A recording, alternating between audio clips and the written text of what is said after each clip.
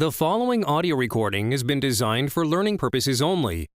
Do not share, distribute, or provide any type of copies, or this audio lesson will not be made available to you. Good luck with today's lesson.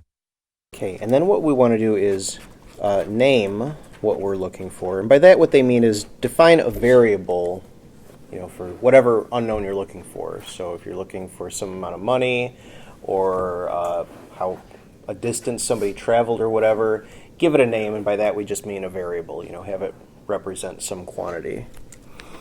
So name what you're looking for.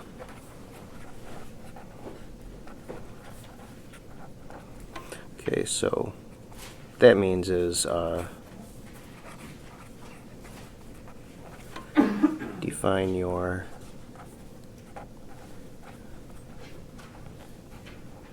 variable.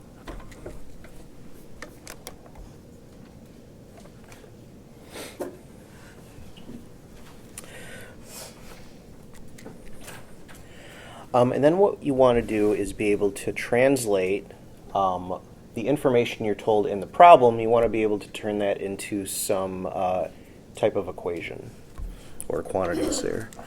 So translate into an equation.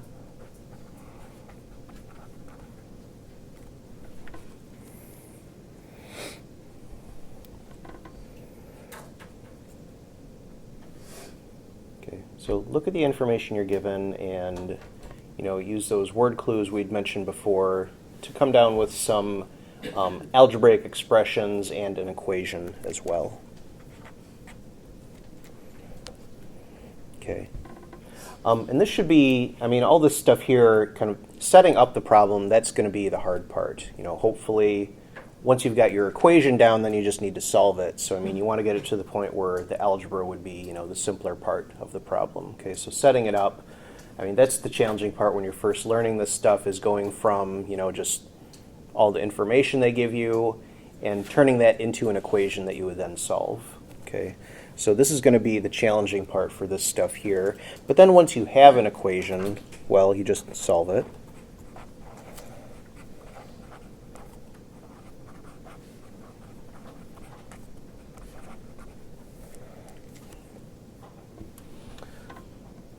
And then you want to check, and there's, in this case, for these types of problems, there's really two things you're checking. One, that you did your algebra correctly, but two, it needs to make sense in the context of the problem that you're solving. Okay, so if you're solving like a geometric problem, you're trying to find the sides to, say, a rectangle or whatever. If you get like negative numbers, you probably made a mistake, because we normally only consider lengths as positive numbers. So you want your answer to make sense. It's got to make sense algebraically. In other words, you did all your algebra correctly. But if you set up the wrong equation to begin with, you can do your algebra correctly, but you still get the wrong answer, right? So you need to check it in that sense too. So it needs to make sense in the context of the problem, and you have to, do all your algebra right. So you're going to check your answer.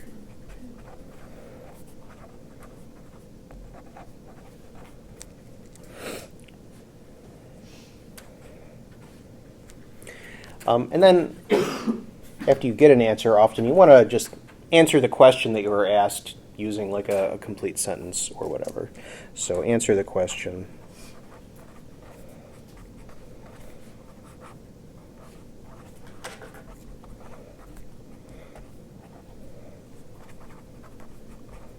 In a complete sentence.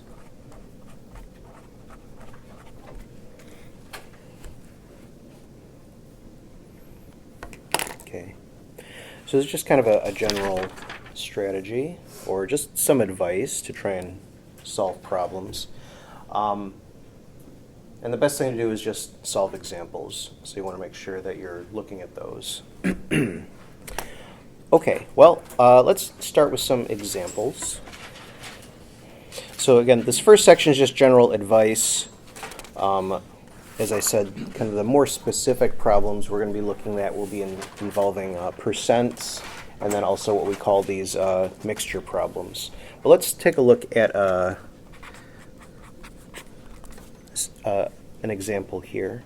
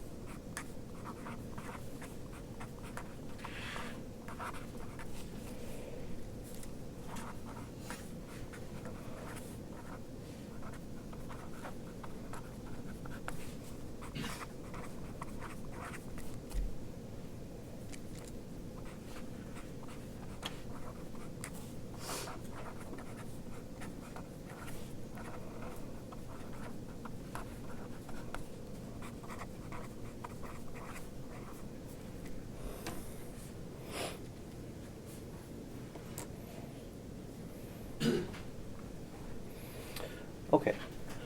So we have Joaquin bought a bookcase on sale for $120, which was 2/3 of the original price. So knowing that, what was the original price for the bookcase here? Okay. So what we're trying to find is what was the original price of this bookcase before it was on sale. So that's what we're trying to find. So it's pretty straightforward what they're asking for. So we're trying to find the original price. Let's call that something. We'll call it P. We'll say P would be the original price for the bookcase. So we're just going to define our variable here. We'll call it P. And this is going to represent the original price for the bookcase.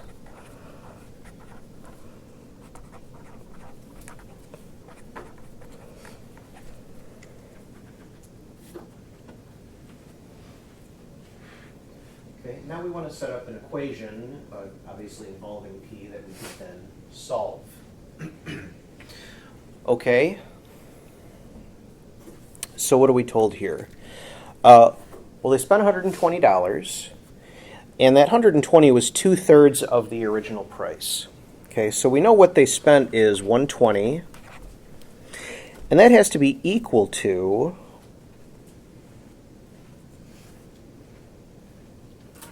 what do we know? It's 2/3 of the original price. Well, the original price we're calling P. We know the word of, that's like a keyword that means we're just going to multiply, right? So 2/3 of P, how could I write that then? 2/3P. Yeah, just 2/3 times P. So we would have to have 120 is equal to 2/3 P. So 2/3 times P. Okay. And that's it for this one. So, I mean, not too complicated here, relatively straightforward. And now we just want to solve this for P.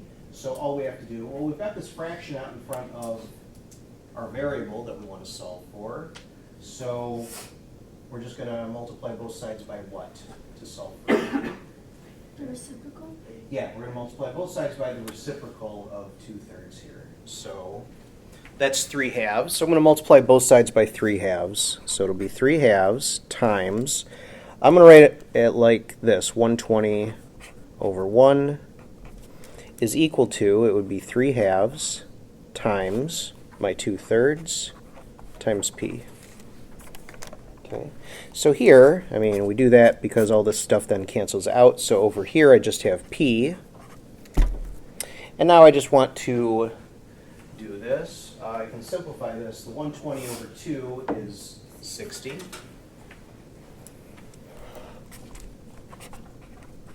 And then 3 times 60 is 180. Okay.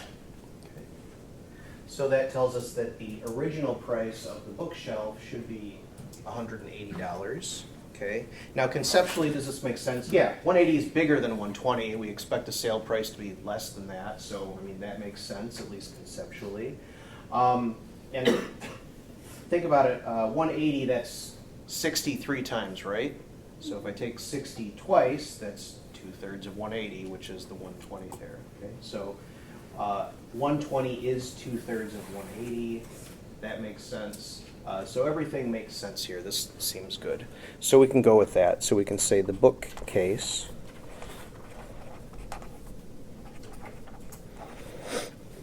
or cases original price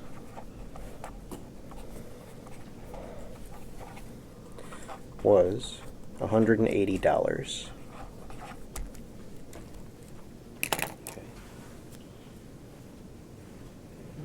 So nothing too fancy here, straightforward example, but this is the kind of thing we want to be able to do. Define our unknown that we're looking for. Bless you. Just call it whatever. It can be kind of descriptive. We're looking for a price here, so I use P, but it doesn't really matter what you call it, X, Y, Z, whatever. And then just set up the equation based on what you're given. Now this is a fairly straightforward relationship. We will see some more complicated examples. But we're just kind of starting out here. So are there any questions here? Does this seem okay? All right. Let's try a couple more.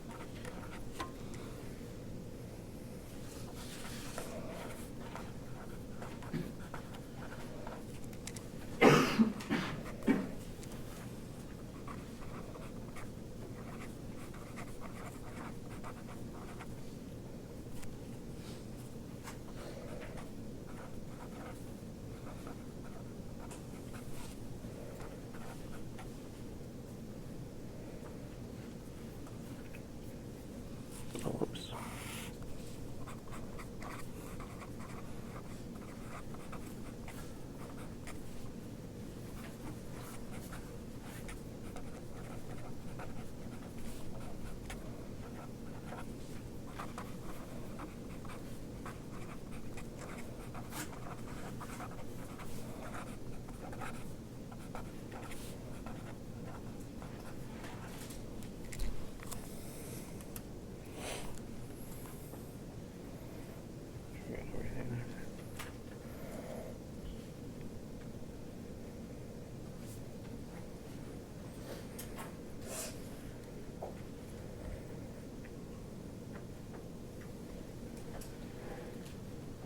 Okay. So here we have George bought textbooks and notebooks at a bookstore. Number of textbooks they bought was 3 more than twice the number of notebooks. And we're told he bought 7 textbooks. So how many notebooks did he buy? Okay. So what we're looking for here is the number of notebooks. Okay. So that's going to be our variable. That's what we're looking for. We'll just call it X. We'll say X will be number of notebooks that they bought. So X is number of notebooks. Okay. Now, well, we want to write down a relationship here. So we have number of textbooks was 3 more than twice the number of notebooks. Okay, how would I write this expression down? 3 more than twice the number of notebooks. Remember, notebooks are X. 3 plus 2x? Yeah, 3 plus 2x. Because 2x, that would be twice the number of notebooks. And we want 3 more than that, so then we add 3. So 3x, or 3 plus 2x equals 7. Yes, exactly. So yeah, so this expression here, number of textbooks, is 3 more than twice the number of notebooks. Well, twice the number of notebooks is 2x. We're adding 3. So 2x plus 3. This is the number of textbooks, and then we're told directly that he bought 7 textbooks. So that means this expression here has to be equal to 7. Okay, so pretty straightforward. Now we just want to solve this. So subtract 3. Then we get 2x is equal to 4, and then divide by 2. Okay. So we get 2 notebooks. Does that make sense? Yeah, because twice the number of notebooks is 4. 3 more than that is 7. So that all makes sense. So that is going to be our answer here. So then we would write, George bought 2 notebooks.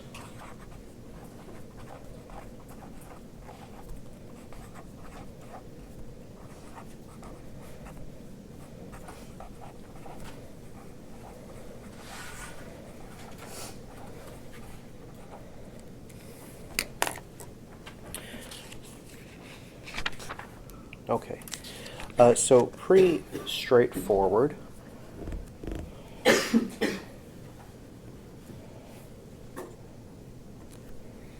Okay, so any questions on that?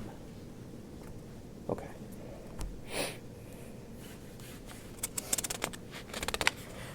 Let's try a couple more of these.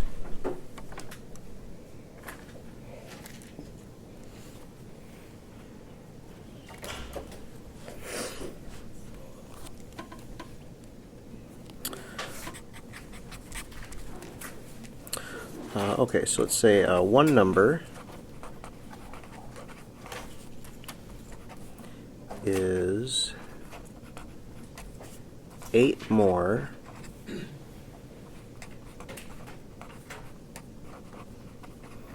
than twice another.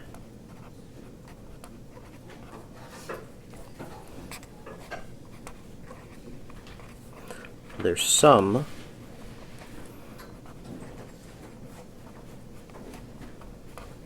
is -4. Find the numbers.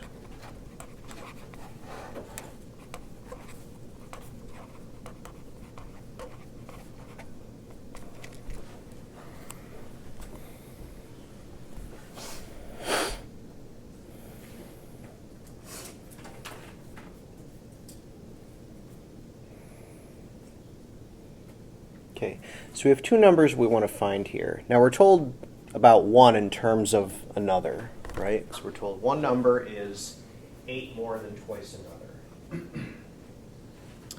So let's say, we'll just say that x is a number.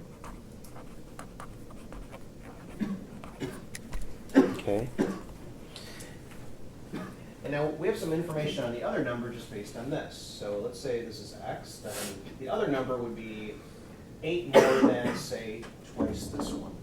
Well, twice this one is 2x, and then 8 more than that would be plus 8.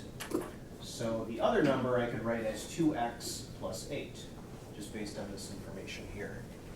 So then 2x plus 8, so we're doing it in terms of this unknown here. This will be the other number.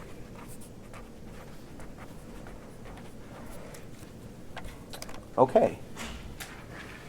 So we've got expressions for our 2 numbers that we don't know. And now we need to put together, what do they tell us? Their sum is -4. So sum means we do what with these numbers? Yeah.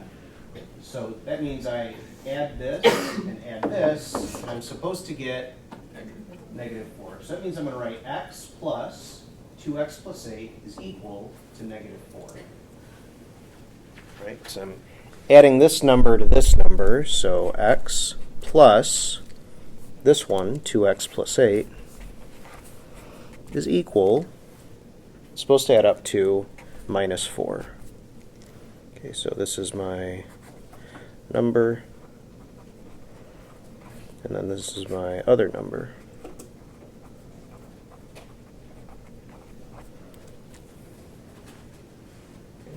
So I add these together, get negative 4. Okay, well now all we have to do is just solve this.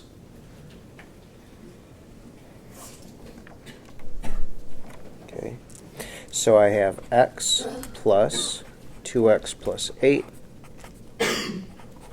is minus 4. So x and 2x is 3x plus 8 is negative 4. And just subtract 8 here. So 3x is equal to, that is negative 12. And then divide by 3.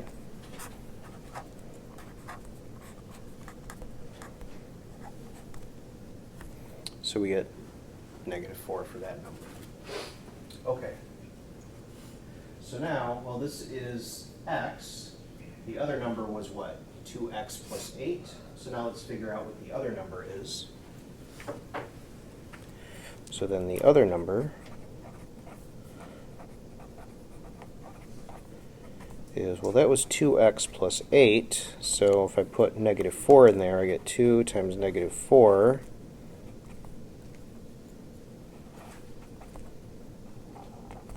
is 0.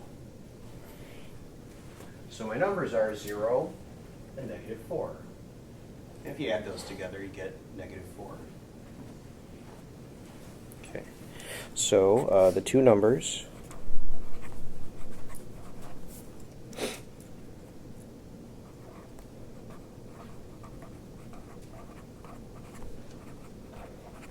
are 0 and negative 4.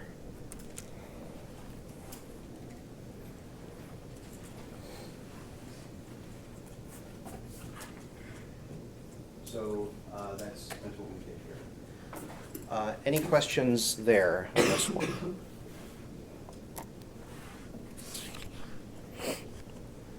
Okay.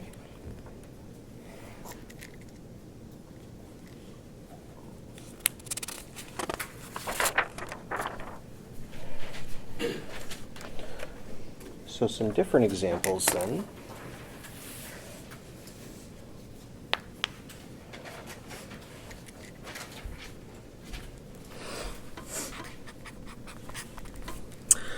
So now we're going to look at some examples where these are common problems where it'll say the sum of some amount of consecutive integers adds up to some other number. Okay. So let's just do an example here. So let's say the sum of two consecutive integers is 95. So let's find the integers. Okay.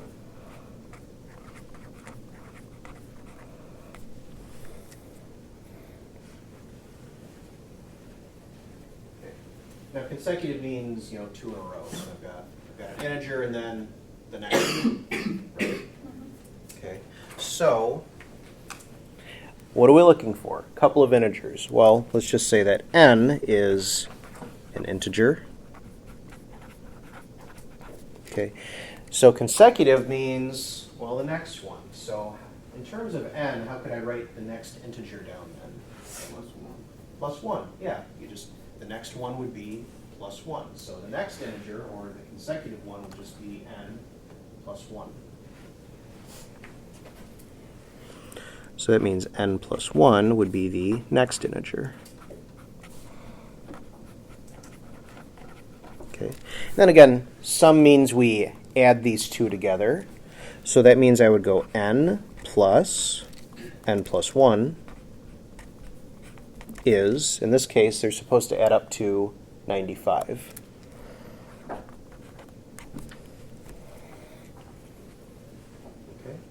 And now we just want to solve this equation. So I would have n plus 1 is 95. N and n give you 2n plus 1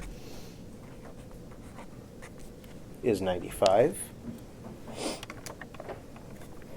And now we just want to solve that, so I'm going to subtract 1. So I get 2n is 94. Divide by 2. And we get n is, what's that, 47? Okay, whoops. So n is 47, and then the next integer is obviously 48. Okay. So then that means n plus 1 is 48. So these are our two integers here. So the two integers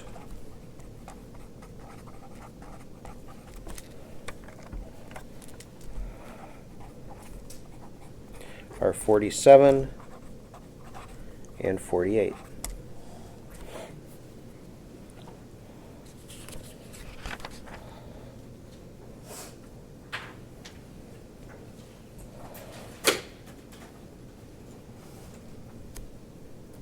Okay. Any questions there? Yeah. For that, can you pick any integer that you want? Like, can you pick like a number? Like, doesn't matter what. I mean, that's just the variable. You can use k, x, y, z, smiley face. It doesn't matter. Okay. Let's try another one similar to this. I'm going to see. I'm going to let you guys try and solve that. So let's try this.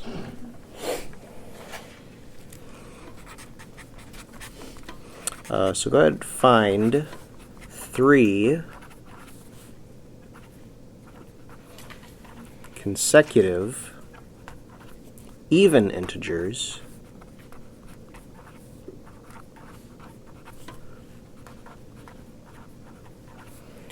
whose sum is 102. Okay. So it's a little bit different, but I mean, there's some similarities here. There's a little bit, there's a piece that's a little bit different here. So go ahead and see if you can solve this one, see what you come up with.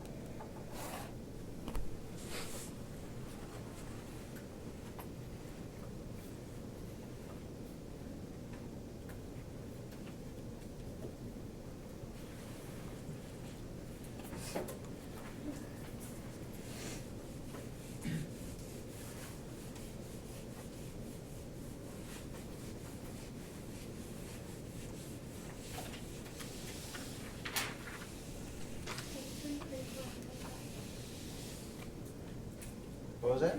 34, 35. 33, 34, and 35. Right, 33 and 35 even. 36, 38, and 4. Anyone else? No? All right. 34, 36. Good. Yep. 32, 34, and 36. Okay. So there's a little bit of a trick here. So again, we're looking for integers. So let's just say that n is, let's just say it's the first integer. Well, I guess I should say the first even integer, because the fact that it's even, that's important. First even integer. Okay, so we're talking about consecutive even integers. So if this is the first even integer, how would I write the next even integer then? N plus 2, that's important, yeah. So if I'm sitting on an even number, so just for example, 2 is even. If I only add 1, then I'm at 3, but that's odd. We don't want that. So we have to add 2. So like if I'm at 2, then I add 2, I'm at 4, which is also even. Add 2 again, I'm at 6. Okay? So that's important. So last time we only had to add 1 because they were consecutive, just consecutive integers. Here, since we're told they're all even integers, that means we need to hop 2 steps each time. Because if we're at even and we jump 2, we're at another even number again, the next even number. So then the second one would be n plus 2. So then n plus 2 would be the second even integer. And then for the third one, I would have to have n plus 4. Yep. So then n plus 4 would be the third and last even integer. Okay. And then we're told their sum is 102. So that means I just add these all up. So I'll have n plus 2 plus n plus 4. So n plus 2 plus n plus 4. That has to be 102. Okay. Now we just want to simplify this. I have what? 1, 2, 3 n's, and then 2 and 4 is 6. So this is 3n plus 6 here is what that simplifies to. So this is 3n plus 6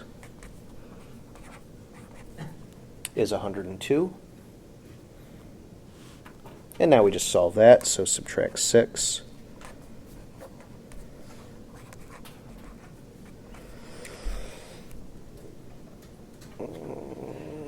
96 divided by 3. So we get, for n, we get 32. Okay. And then just based on this, or just reasoning, the next even integer is 34, and then the next is 36. So then I would have n plus 2 is 34, and n plus 4 is 36. And sure enough, I mean, if you add all these three up, you get 102. So this is what we want. So the even integers are 32, 34, and 36.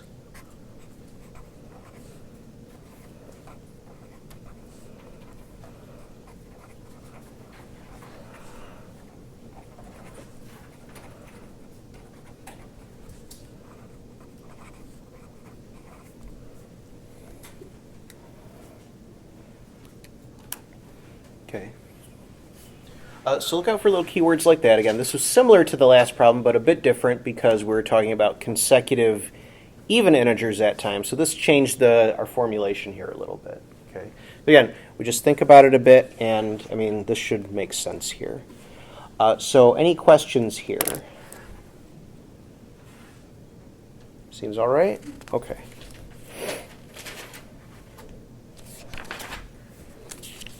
Okay.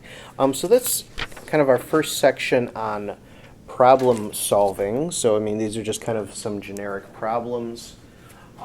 So now, more specifically, next we're going to take a look at problems involving percents. So we're going to look at those.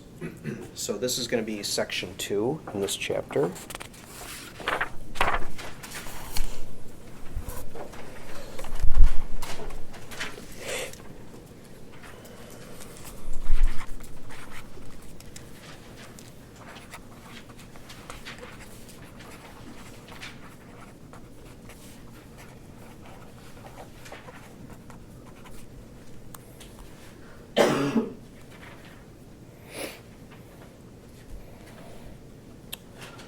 Okay, so we're going to start kind of simple here.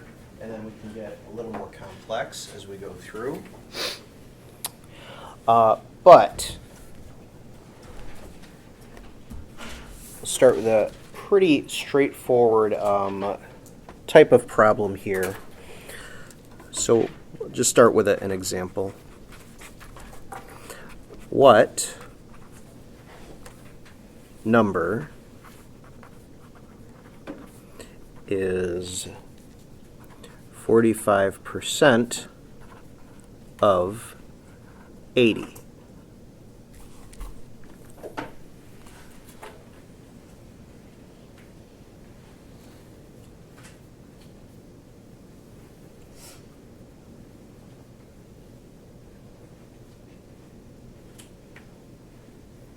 Okay, so we're going to use a basic relationship here, which is the following.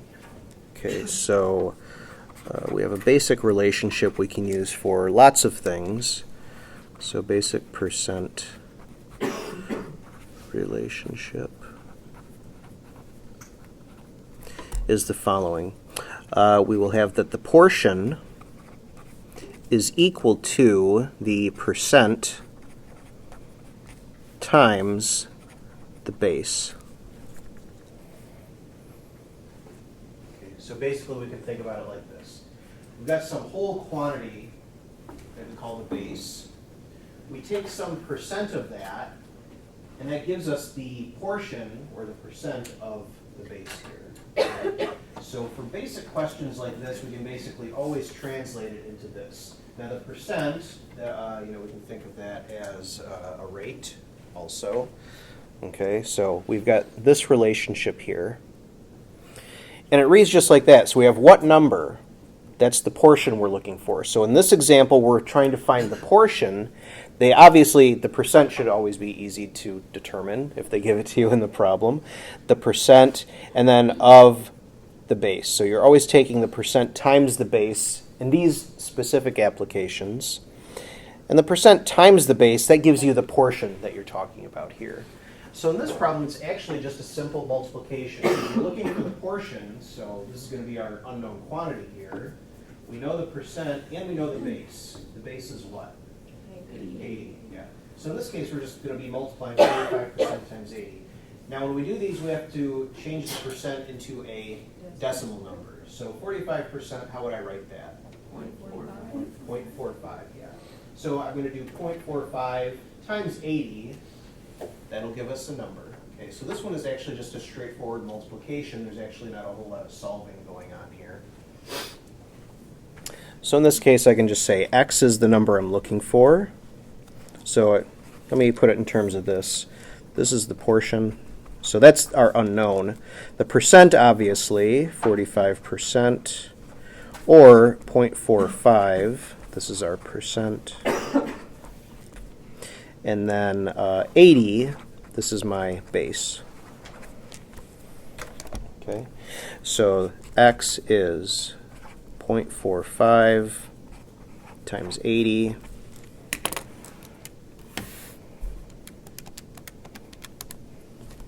is 36. So we would say 36 is 45% of 80. So these are pretty straightforward, but these can kind of help us build some intuition for solving these percent problems here. Okay, so if for these basic percent problems, that'll be worded like this. Sometimes you'll know what this number is, sometimes you'll know what the base is, and you're trying to solve the percent and other quantities. So there's basically three numbers here, and as long as you have any two, you can always solve or just directly calculate the third. Okay, so in this case, we had these two, so it was just a straightforward multiplication. Other times you might have to divide by something, but still a pretty simple relationship which will take care of these kinds of problems here, okay, like this. So if you remember this, the portion is equal to the percent times the base. As long as you recognize which quantity is which, you should always be able to get these. Okay, so let's try another one here. So is everybody good with this? Okay. So another one.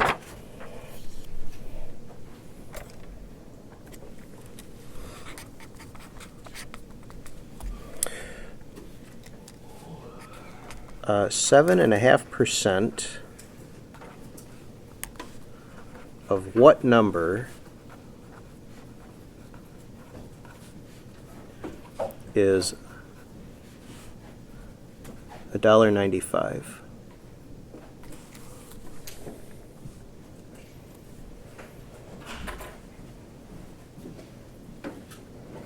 Okay, so we've got this here. So we have 7.5% of what number is $1.95. So again, let's put this in terms of our basic relationship here. We know that the portion is equal to the percent times the base. So which quantities do we have here? Which ones do we know?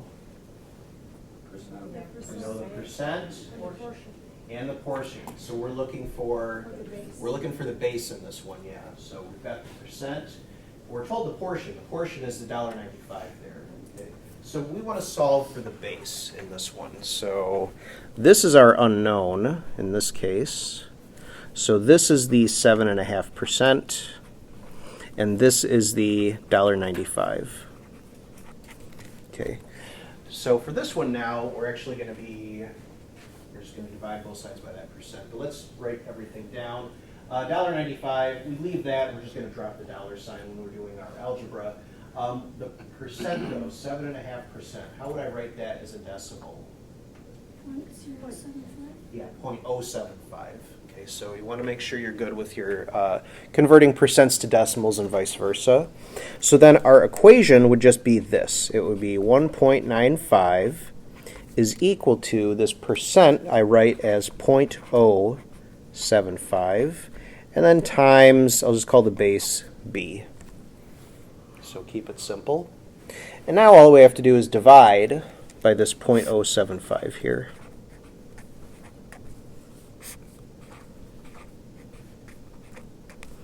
So I would get b is, and then 1.95 by 0.075 is $26.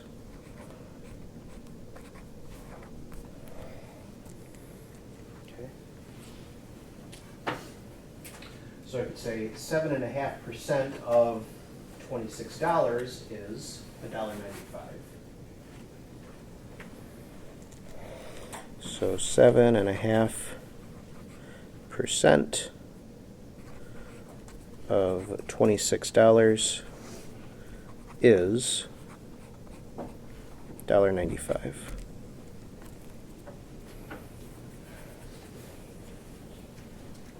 Okay. Let me give you one to try.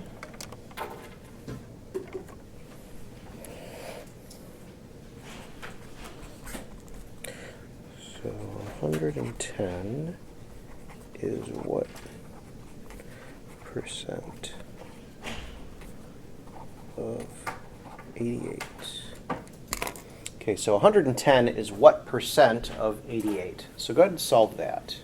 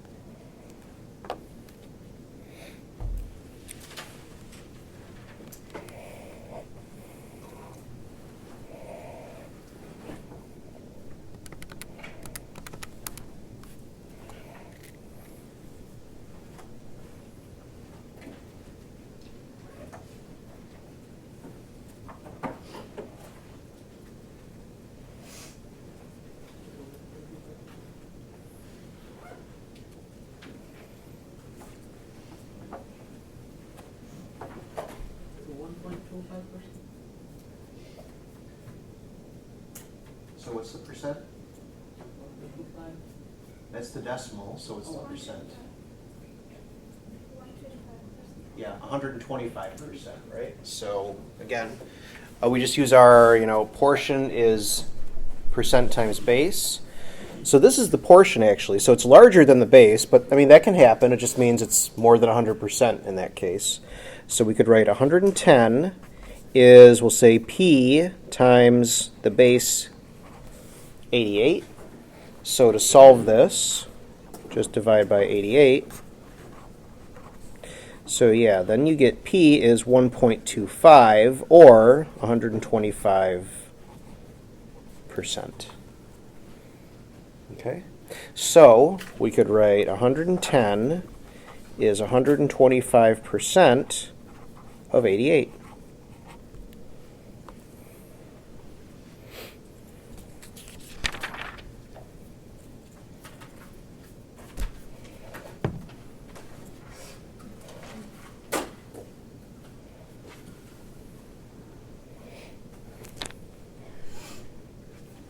Okay. Is this all right? Okay. Let's try something else related. So whenever you don't have the percent in the base, you automatically divide? I'm sorry? Whenever you don't have the percent in the base, you automatically divide? I mean, I hate saying automatically because then you're kind of removing the thought process. But, I mean, yeah. So if you don't have the percent of the base, you're going to be dividing. But I mean, I just think about it in terms of that basic relationship there. The portion is equal to the percent times the base, and then fill in the quantities that they give you, and then solve it.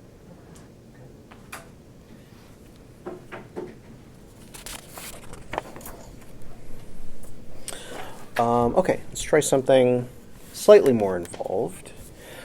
So let's say Sierra and her sister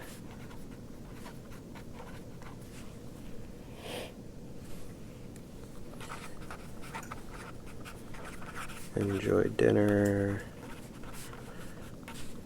at a restaurant.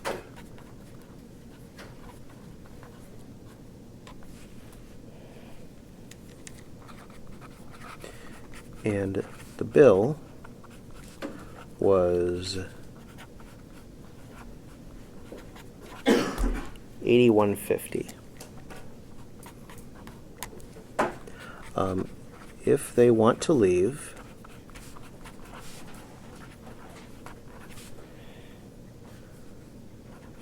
an 18% tip of the total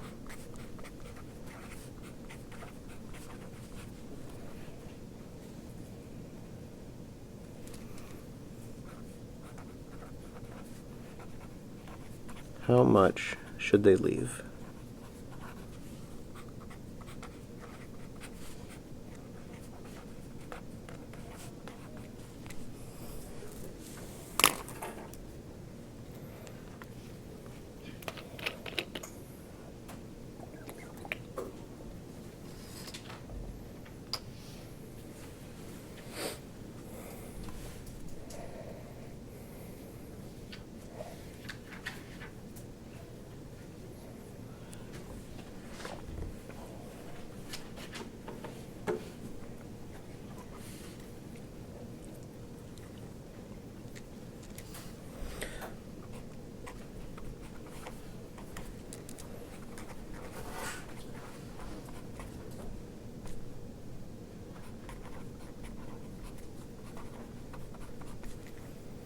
Okay, so we're going to have this. I mean, I'm just using different words here, but again, so we're going to think of the tip would be the portion, percent is the percent.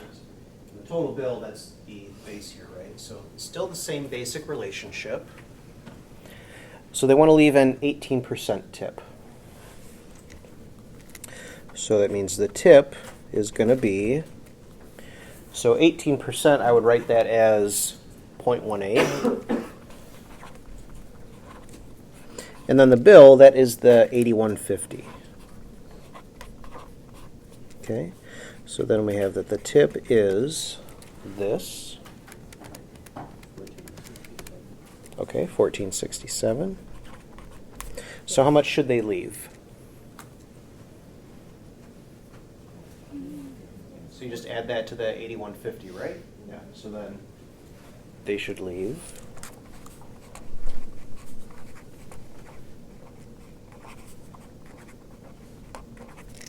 Well, it would be 1467 and 8150. 9617.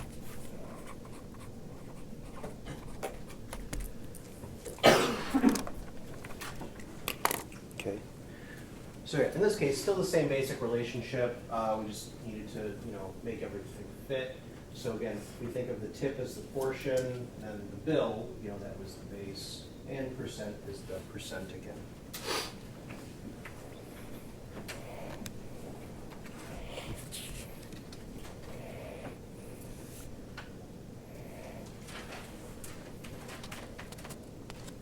Okay, let's go ahead and take a short break and come back, and we'll do some more percent problems. Okay. So now we're going to look at problems involving percent increase and percent decrease. So these are fairly straightforward still.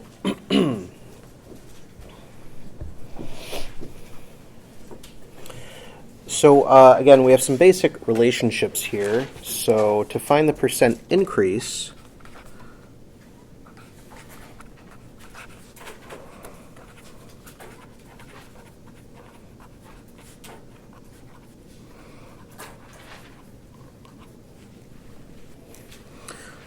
very simple. What you do is you take the new amount, subtract the original amount, okay, and this is what we call, this is the amount of increase, okay, and then what we could say then is the increase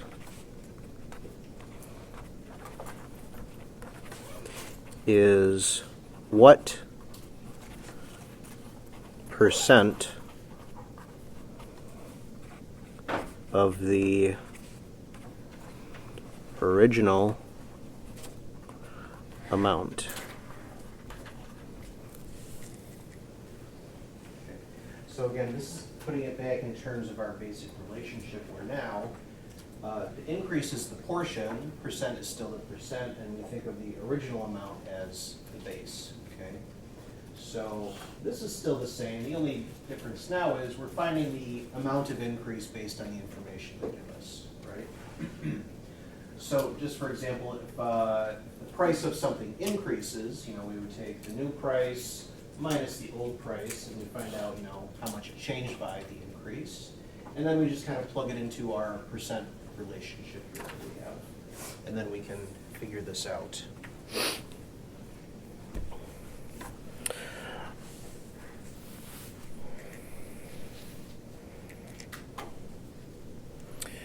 Okay, so let's say, for example, in 2011, the IRS increased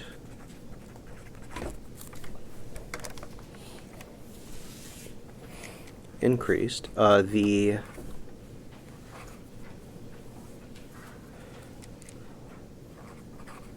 deductible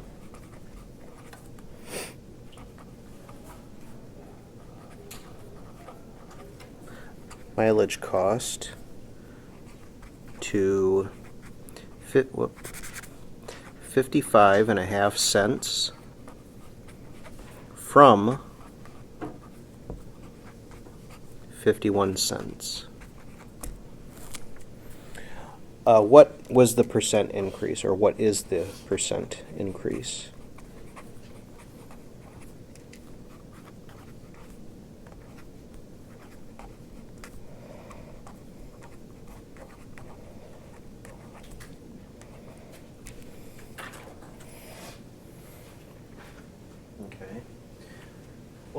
first we're going to find the amount that it increased by, so we're just going to take the difference. So we would just do 55.5 minus 51. So we find the increase is 55.5 minus 51. So that's what, 4.5? 0.045. What?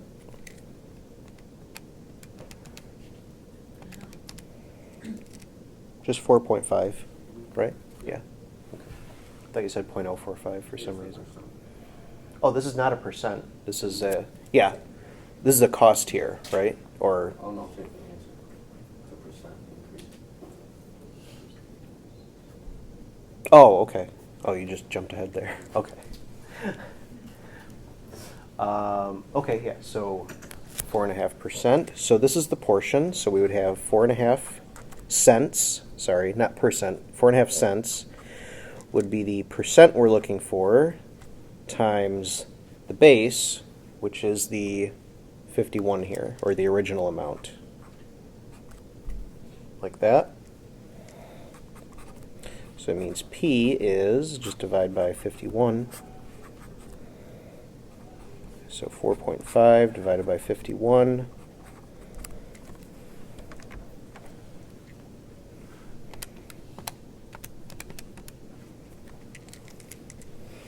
So we get 0.088, or you can think of it as 8.8%. So it's about an increase of about 8.8% here.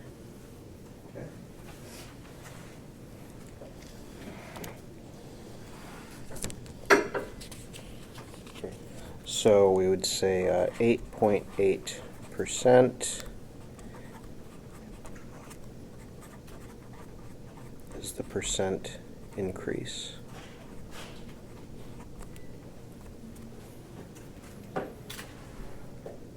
Okay. So any questions on that? It's okay?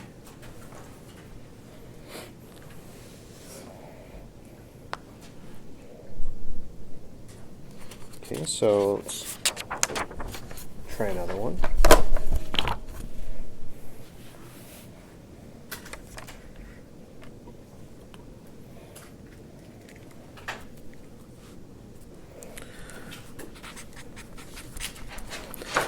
So let's say in 1995,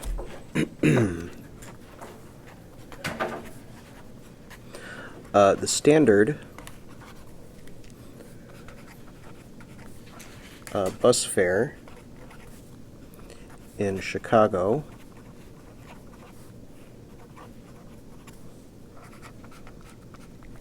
was $1.50.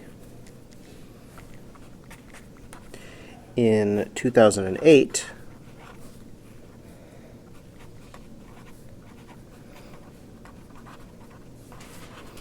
the standard bus fare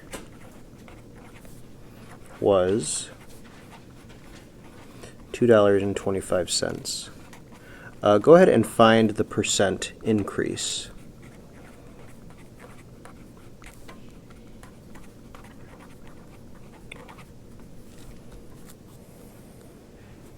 Okay, so go ahead and figure that one out.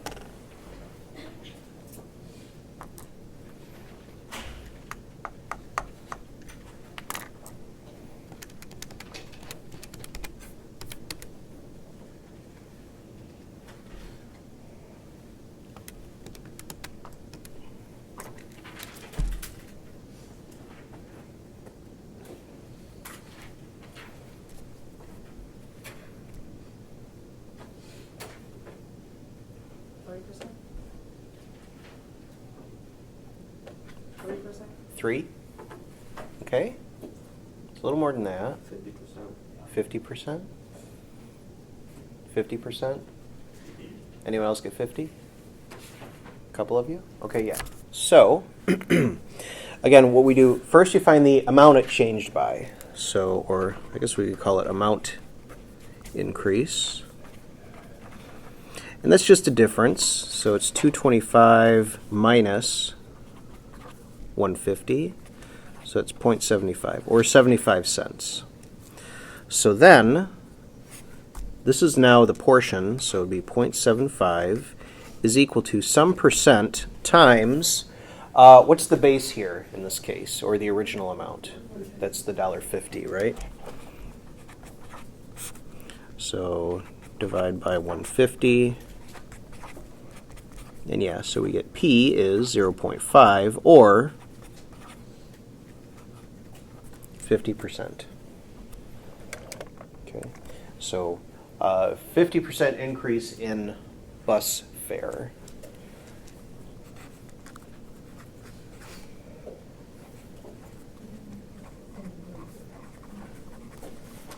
Oops.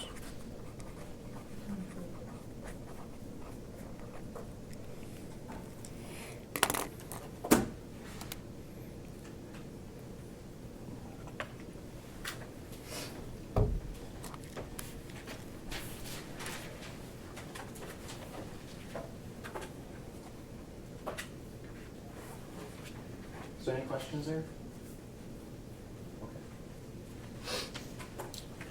Okay. So these are a couple examples with percent increase. Percent decrease is pretty similar. You just, again, find the amount that it changes by. Now, I mean, the way you solve it is the same. We just interpret it as a decrease instead of an increase. Okay, but otherwise, everything is basically the same. So you find the amount that it changes by, we just call it the decrease this time. That's really the only difference. So to find the percent decrease, percent.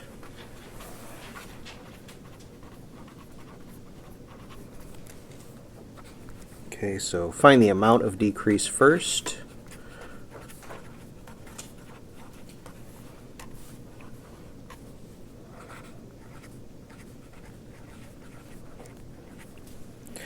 So again, that's just, in this case, it's going to be the original amount minus the new amount, because now the new amount is lower, so we switch the order on the difference we're taking here. Okay, so this will be the decrease. And then, again, we think of the decrease, that's the portion. So then we just ask, or we say, or we solve, decrease is what percent of the original amount.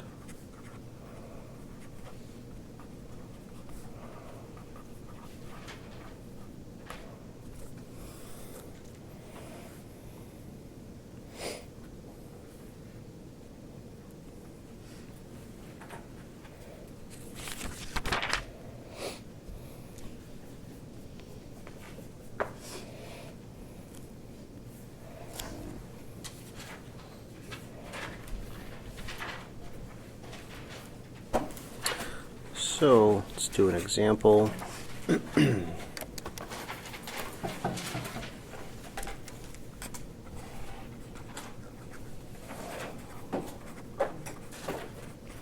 The population of North Dakota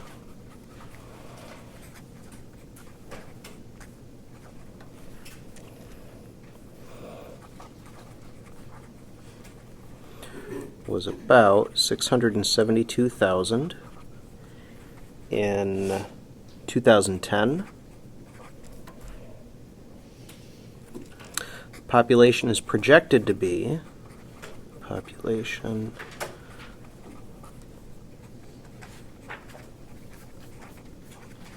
is projected to be 630,000 in 2020.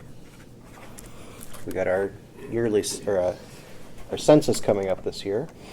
Projected to be 630,000. What is the percent decrease?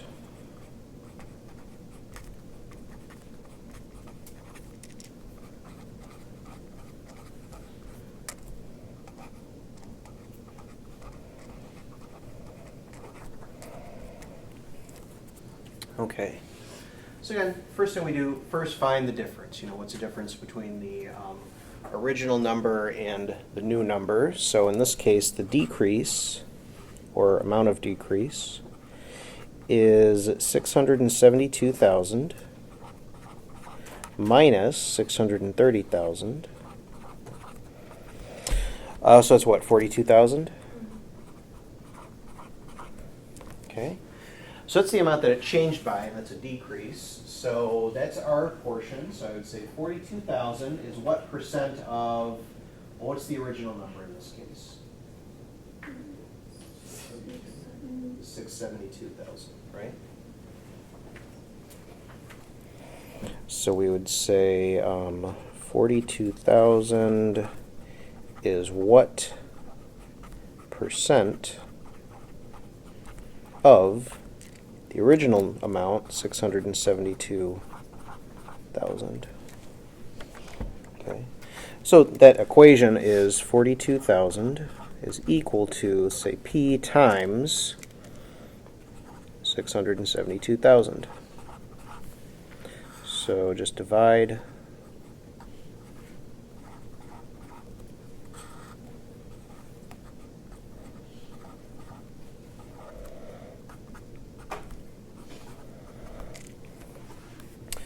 So the 42,000 divided by 672,000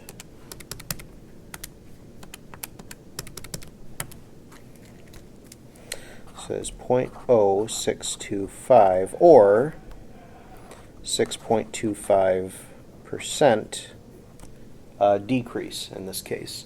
So we'd say the population decreased by 6.25%. Again, projected.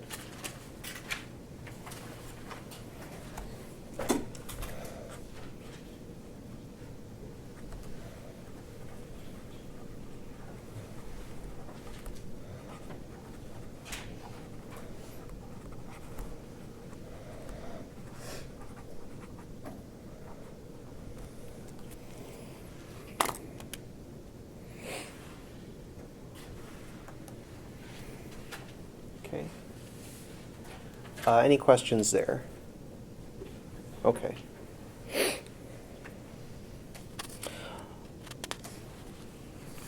So now we want to look at a couple things.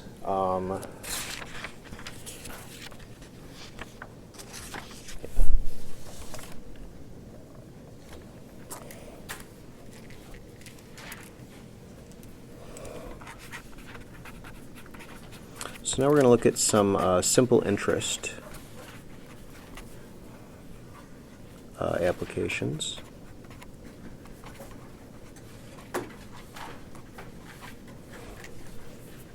Okay. So we have a simple relationship here.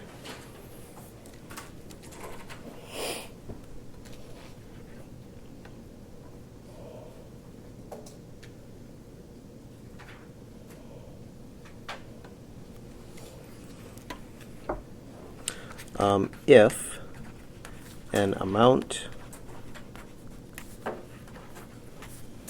of money, P, that we call the principal, so called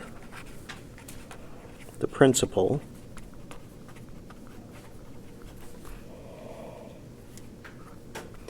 is invested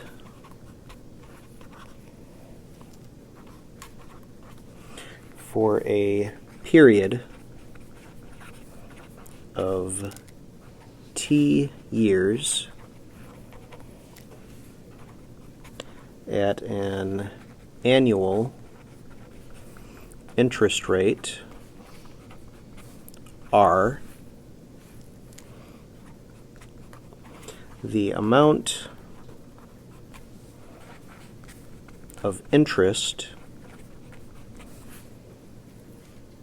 I earned is, we say I is equal to the principal times the rate times the time. Okay. Now this is similar to our basic relationship here. We think of I as the portion, the base is the principal P, that's the original amount we start with. Then we have R times T, so we have this interest rate R, but it's happening per year. So basically the R times T kind of gives you the total percent that it's going to be kind of increasing by over the number of years. Okay? So you can kind of think of this quantity as a rate, the base, and the portion. Okay? So it's still similar to what we had before. We've got kind of these two quantities here acting as the percent. So we can still think of it like this as portion. And then this would be the base. And then this can be the percent. Okay. So it still basically works like that relationship we mentioned at the very beginning of this section here.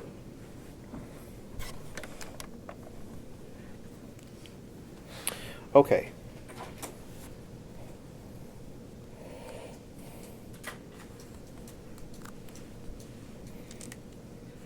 So a straightforward application, we'll just do a simple example here.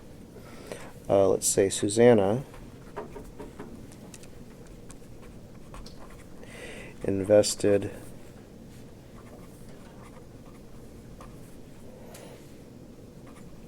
a principal of $36,000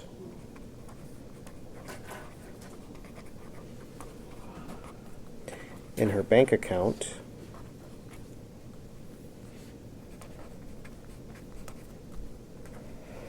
with an interest rate of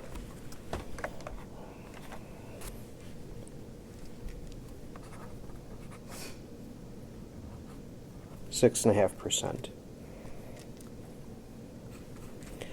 How much interest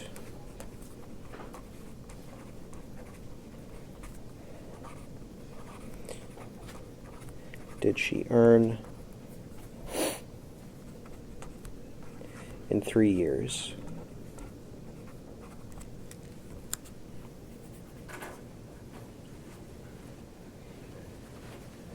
So again, we just want to recognize which quantities are which. Well, principal is 36,000.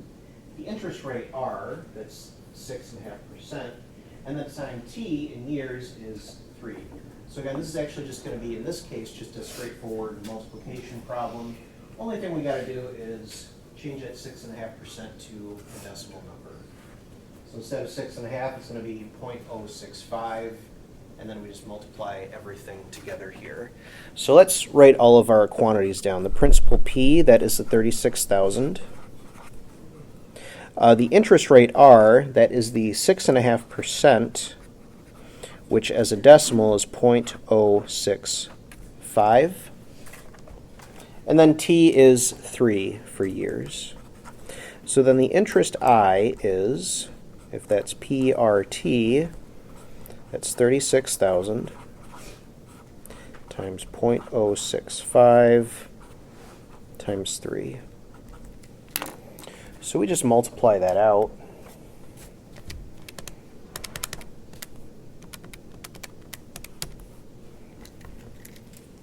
So that is $7,020.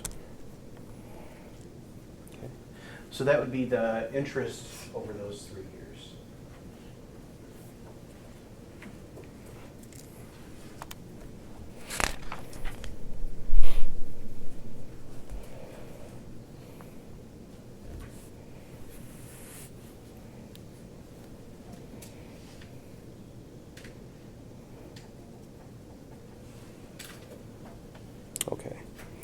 So let's try one more of these, and then we'll try a different kind.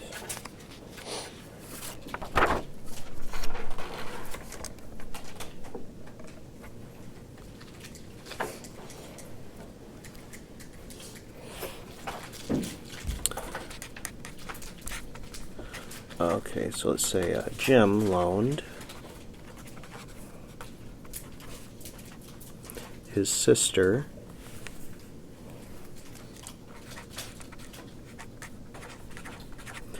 $5,000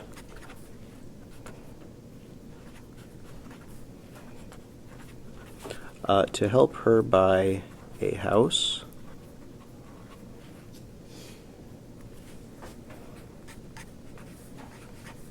in 3 years.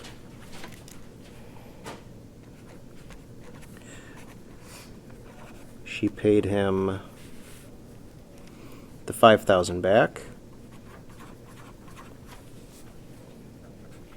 plus $900 in interest.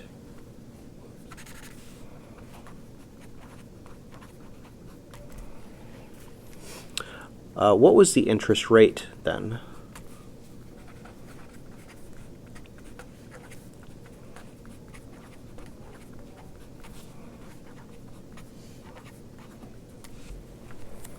Okay. We know the principal, that's the $5,000 that was loaned. We know the amount of time, it's 3 years, and we know the interest, I, that's 900 here. Okay, so we're just trying to find the interest rate, R. So really all we have to do is just plug all these quantities into our simple interest formula, and then we can solve for R. So we know that I is equal to PRT. We have the principal, that's 5,000. We know the interest, that's 900. And we know the time, that is 3. Okay, so plug all that in here and solve for R. So we know I is 900. That's equal to the principal, 5,000, times the interest rate, R, times the time, 3. Okay. So I'm going to go ahead and multiply these together. 5,000 times 3, that would be 15,000. So what I have is 900 is equal to 15,000 times R. And now I just divide by 15,000 there.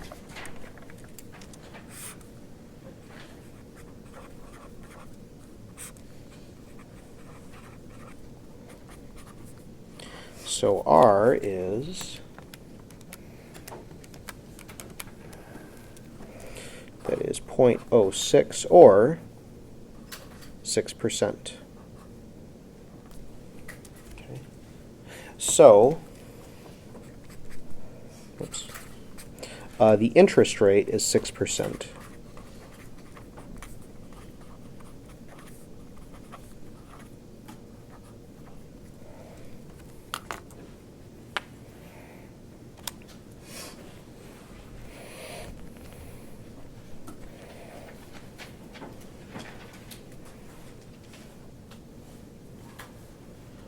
Okay, all good there?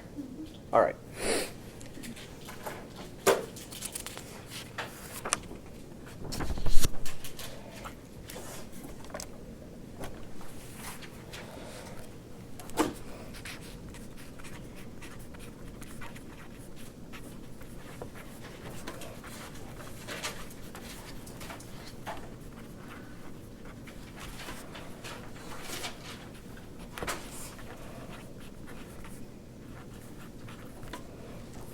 Okay.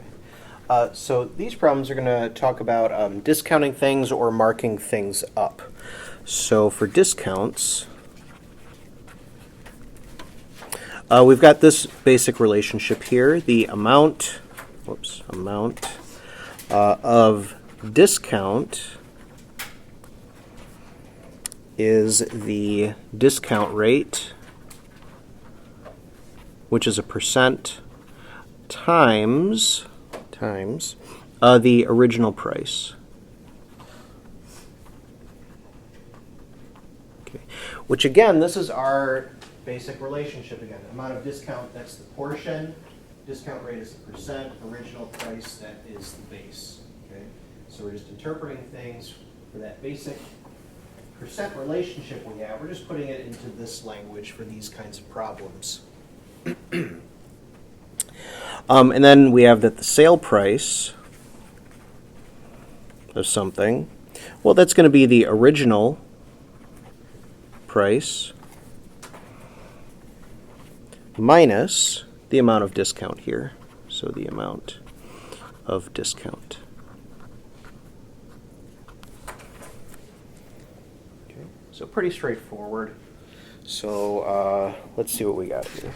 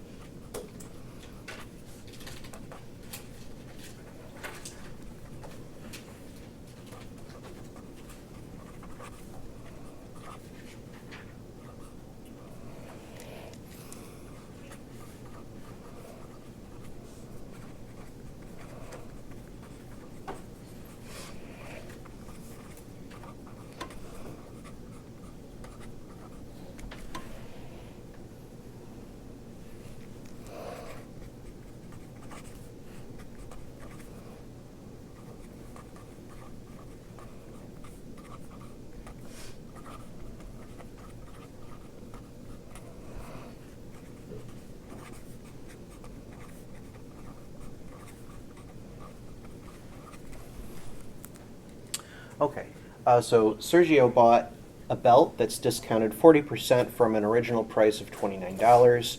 So we want to find the amount of the discount and then the sale price. Okay, well again, the amount of discount, that's the discount rate times the original price. So then the amount of discount, it's the discount rate. Well, that's 40%. So as a decimal, that would be 0.4. And then the original price is $29. So we just multiply those. So 0.4 times 29, that is 1160. Okay. So that's how much is being taken off. And then to get the sale price, well, we just subtract that from 29. So then the sale price is 29 minus 1160.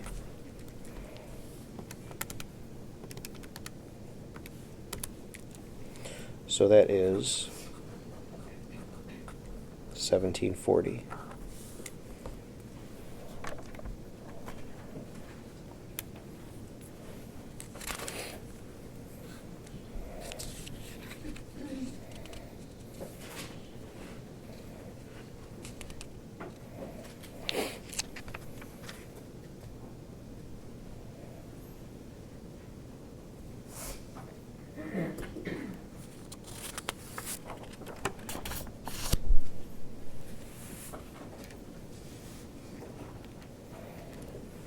Okay.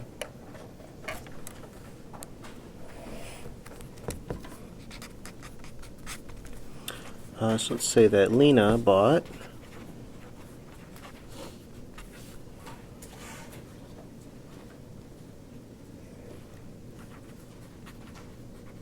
a table on sale for $372 and 20 cents. Wow, I got that. Sorry. $375 and 20 cents. The original price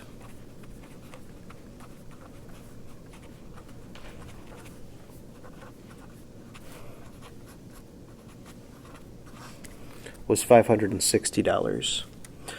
So find the discount amount and the rate, the discount rate.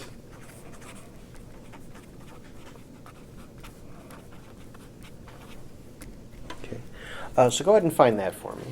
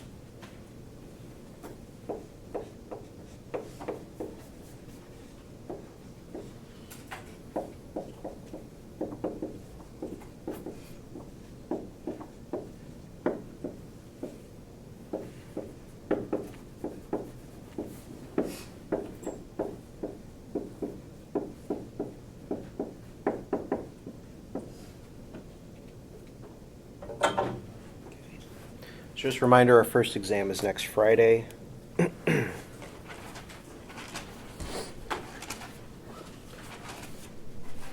It'll be no calculator. Don't worry, I'll make the arithmetic manageable. So we're doing a lot of stuff with calculators today. It'll be less calculator intensive on the exam, so don't worry too much about that.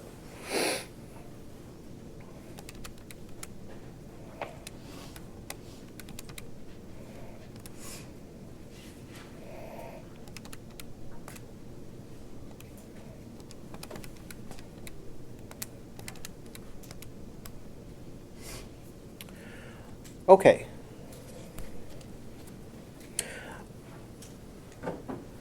So it's a discount amount here.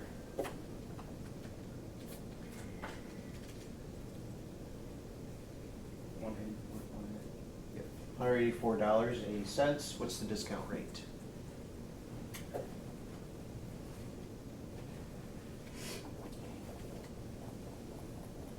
Anybody have that yet? Sorry? 33? Yes. 33%, yeah. Should get 184.80 and 33%. So again, to get the discount amount, well, that's just the difference between the two prices here. So you just do 560 minus the 375.20. So discount amount.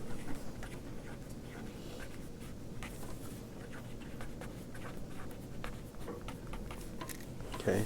That's just the difference between the original and the sale price. So 560 minus 375.20 comes to 184.80.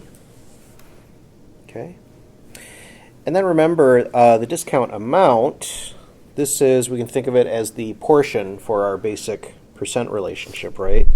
So that means I would have to have 184.80 is equal to some percent of the original price, 560. So we're just dividing by 560 here.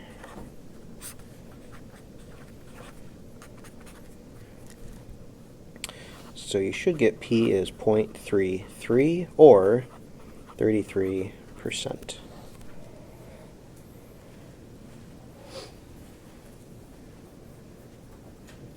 So then we would just say the discount amount is $184.80, and the discount rate is 33%.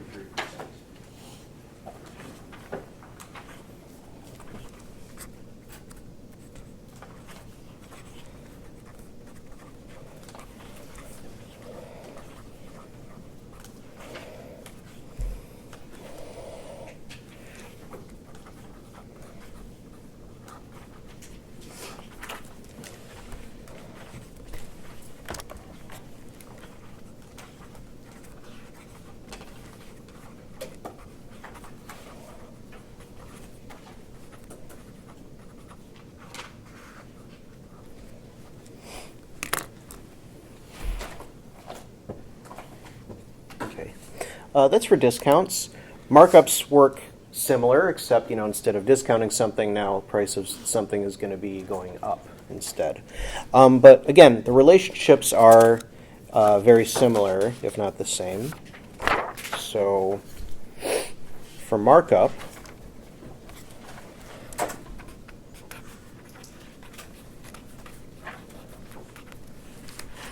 okay, the amount of markup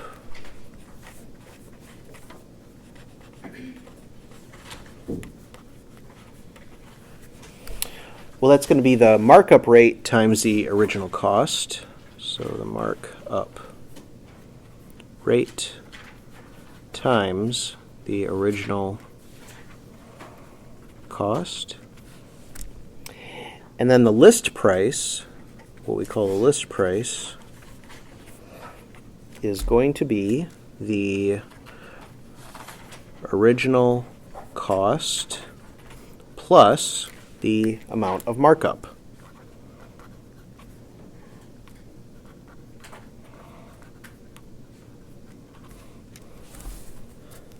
Okay.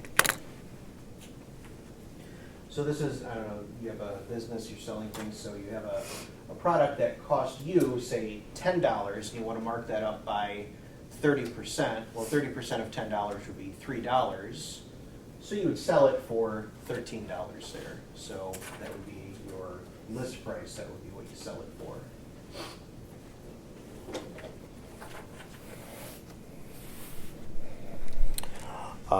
So let's look at an example here.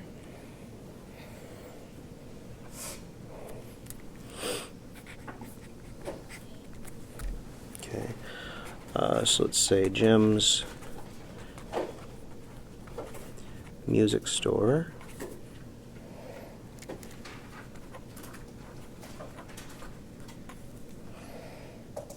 Bought a guitar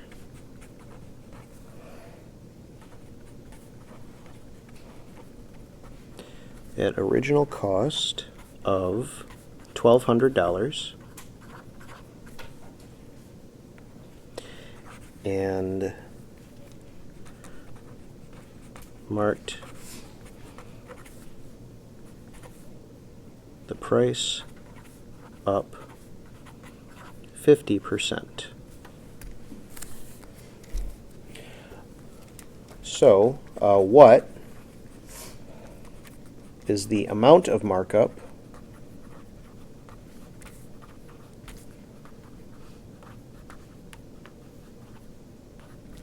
and what is the list price?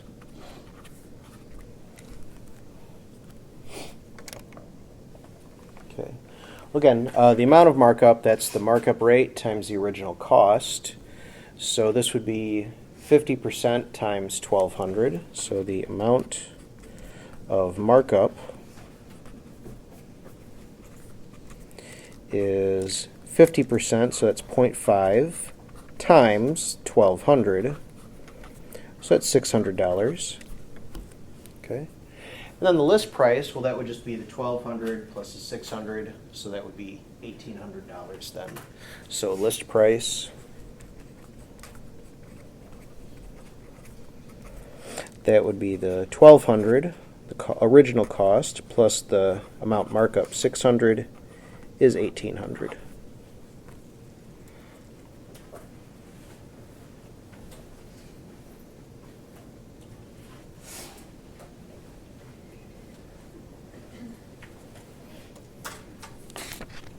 Okay, so any questions there?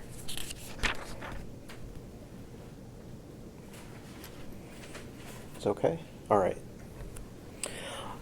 So last thing we want to cover in this chapter are what we call mixture problems. Okay, so these can take on a variety of things. We can talk about, say I have a couple different kinds of, say, nuts. Like say I want to make I have, say, some amount of peanuts that cost a certain amount, some amount of cashews that cost a certain amount, and I want to make a mix of those that are going to cost some other amount. You know, how much of each one do I have to put together to make a new mix that has a certain price that, say, I want to sell things for? Or say I have two different types of concentrations of, you know, acid. You know, you work in a chemistry lab, you're doing some experiment, you've got, say, a 50% and an 80% solution, but you need, say, a 60% acid solution for whatever experiment you're doing or whatever. What proportions would you have to mix those two concentrations in, and what amounts to get, some amount of, say, the 60% you need? Okay. So I mean, those are very different. One is, mixing liquids together. The other one was mixing nuts. And we can do other things as well. Okay. So that's kind of what we mean by mixture problems. It covers kind of a large variety of things, but it's kind of a standard problem you see in an introductory algebra course. So that's what we're going to look at in this last section here. And these can involve percents too. The example there I said with the acid concentrations, those will be, those concentrations will be given like as a percent or something. And you can do mixture problems where you've got two different bank accounts where, one is earning one interest rate, one is earning another. How much do you put into each account to get a certain amount out, say at the end of a year or something like that, okay? That's also a kind of mixture problem. The algebra for all those kinds of problems is going to be very similar, so that's why they kind of all get grouped together under just what we call mixture problems. So this is section 3. So this is, we want to solve mixture applications.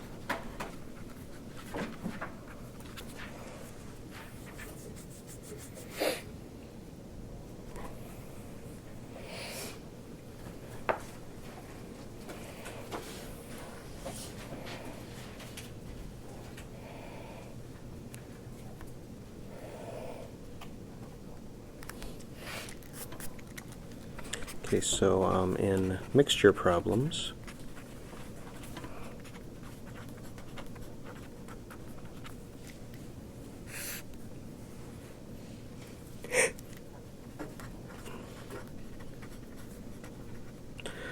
we will have two or more items with different values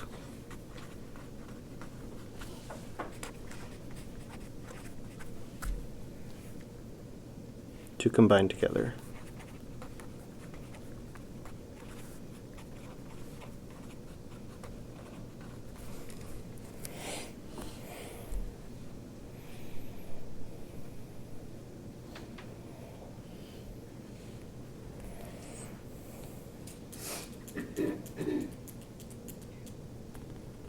Okay.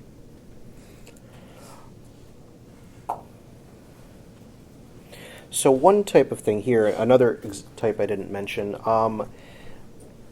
is like total value of coins. We put some number of coins together, what's the total value? We're mixing, say, number of quarters, number of nickels, they have a total value. That's also going to have a structure of these mixture problems here. So start with an example like that. So total value of coins.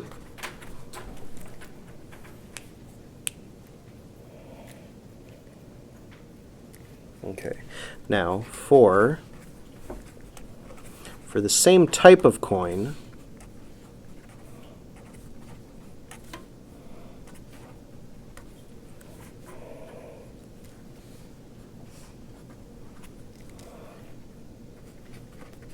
the total value of a number of coins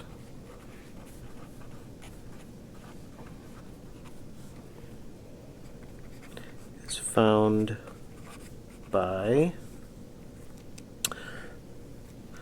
we have number times value is equal to total value. Okay. Just pretty straight. By number, we mean number of types of that specific coin times the value of that specific coin gives you the total value. Okay, so if I have 4 quarters, the total value is $1 because each quarter is 25 cents. 4 25s is 100 or $1. Okay. So on the exam next week, last semester I had somebody, they weren't sure on the value of U.S. coins. So if that's not something you're familiar with, you can ask me on the exam or something like that. I know not everybody is familiar with all the coin values here. Some people might not be totally familiar with all U.S. currency yet. I mean, you can ask me general questions like that. That's fine. I had something like that before. So you could see like a coin problem on the exam next week. Or anything else. I mean, any units you might not be familiar with, you can always ask questions like that on the exam. So you can ask for clarification on problems on the exam. I can't solve the problem for you, but if there's like a word or something you don't understand, I can clarify that, okay? So don't worry too much about that. I mean, I just gave an exam yesterday in another class, and we're doing things involving probability and cards. Not everybody is familiar with playing cards. So, I mean, stuff like that you can ask for clarification on, so don't worry about that. Okay, so number is number of coins.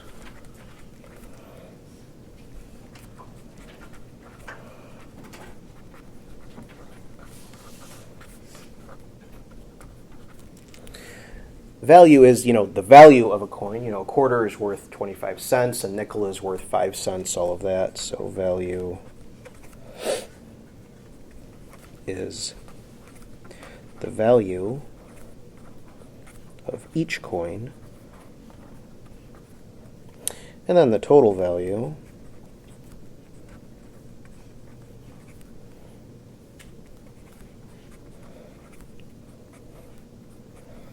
is the total value of all coins.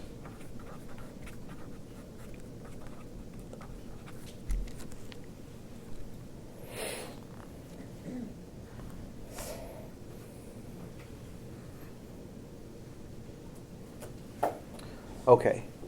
Actually, let's take a short break. We'll come back and we'll do a few examples here. This is a standard problem here. Alberto has $2.25 in dimes and nickels. So it's a mixture of dimes and nickels that he's got. And we're told he has 9 more nickels than dimes. So how many of each type of coin does he have?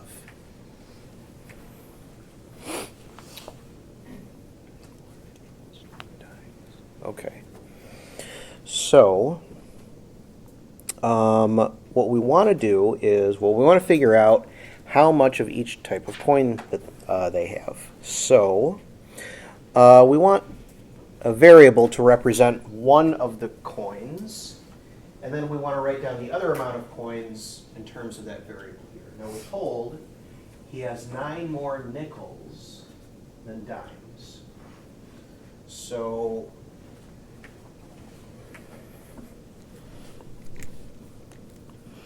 if D, let's make this the number of dimes,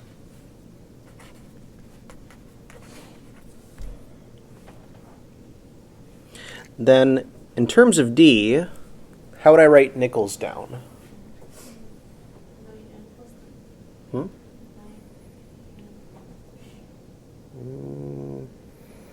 Well, 9 more, if he has, just for example, if he's got 10 dimes, then how many nickels would he have? 19. 19, yeah, because 19 is 9 more than 10. So if D is the number of dimes, then D plus 9 would be the number of nickels. Is that good? Makes sense? Okay. So then D plus 9 is the number of nickels. Okay. Now we want to write an equation down that is going to relate these two quantities here. Well, we know the total value of the coins he has, right? He's got $2.25. Well, how much is a dime worth? That's 10 cents.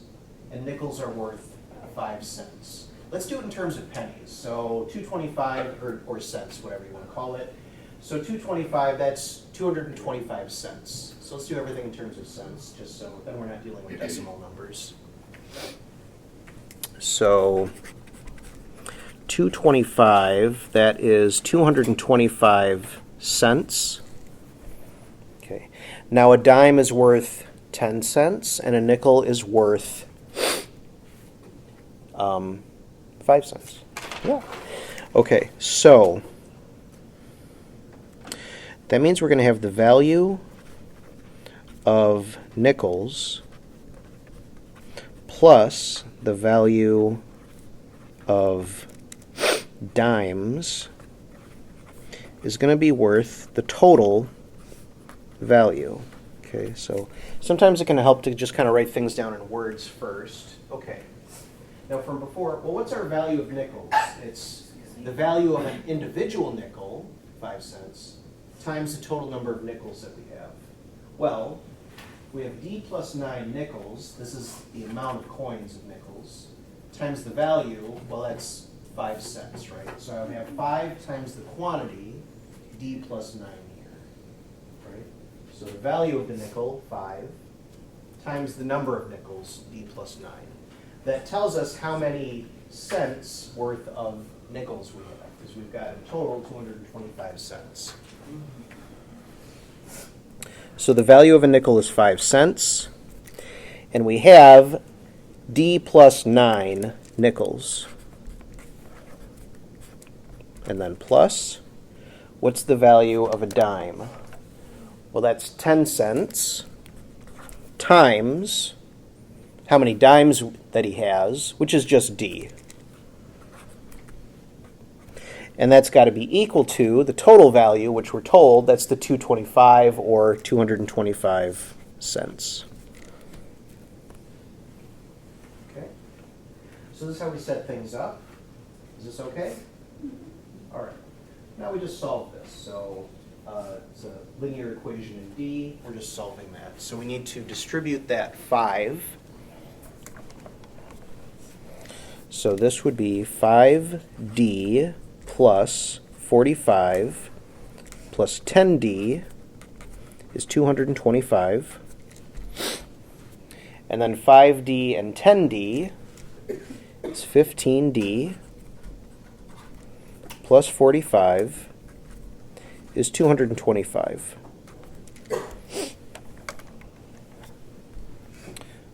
So now we just want to solve that. So go ahead and subtract 45. So we get 15D is, that's going to be, what, 180? Divide by 15. So we get that D is, that's what?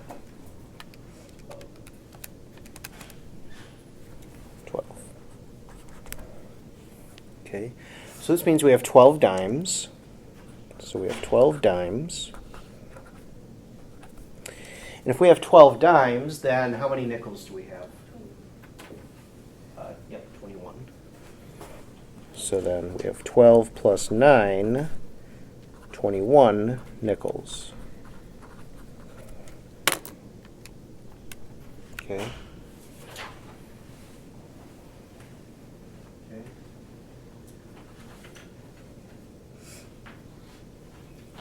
Real quick, let's check. So dimes are worth 10 cents. So 12 times 10 would be 120 cents. 21 nickels would be 105. So 105 and 120 is 225. So this checks out. This all makes sense. Okay. So any questions here? Is this good? Okay. So that means he has 12 dimes and 21 nickels. So Alberto has 12 dimes and 21 nickels.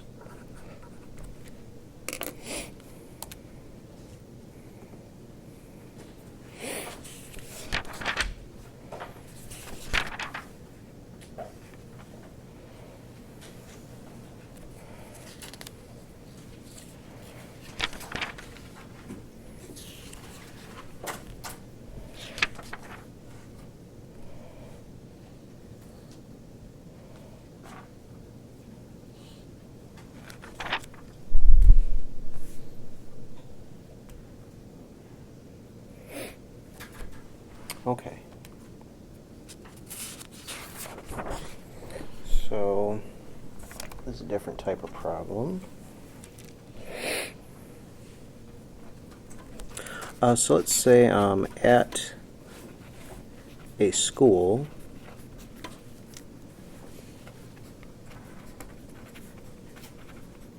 the total value of tickets, school concert. At a school concert, the total value of tickets sold was $1,506. Student tickets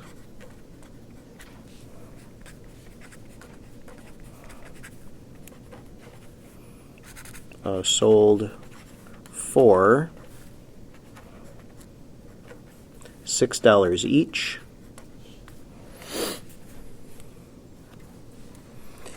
And adult tickets sold for $9 each.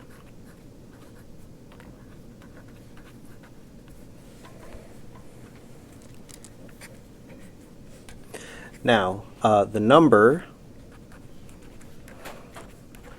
of adult tickets sold was 5 less than 3 times the number of student tickets.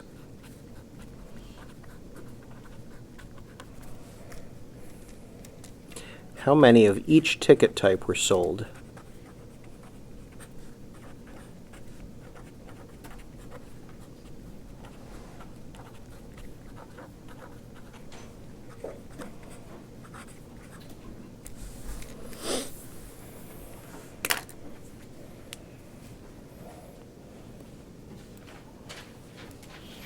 Okay, so this is kind of similar to what we had before, but now instead of coins, we've got tickets. Each ticket has a certain value associated with it, just like in the last problem, each coin had a certain value associated with it. And we're told the total value of the tickets, just like we had the total value of the coins last time, okay? So this time, the total value of the tickets came to $1,506.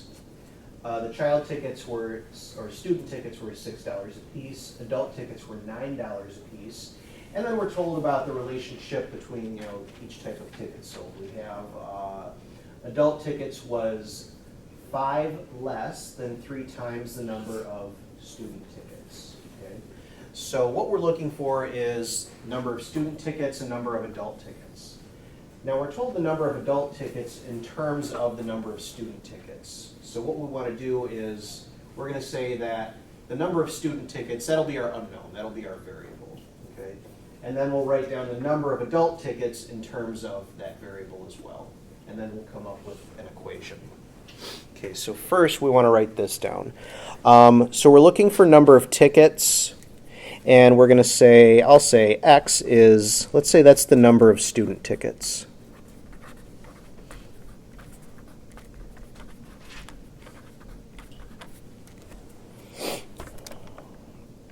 Okay. And now in terms of X, we want to write down the number of adult tickets. So what do we have? Number of adult tickets, it is 5 less than 3 times number of student tickets. So how would I write that expression down? What would I write? Almost. 3x minus 5, right? Because it's 3 times the number of student tickets and then 5 less than that, right? Okay. So we would write that as 3x minus 5. That's going to be the number of adult tickets. So we would have 3x minus 5. That's going to be the number of adult tickets.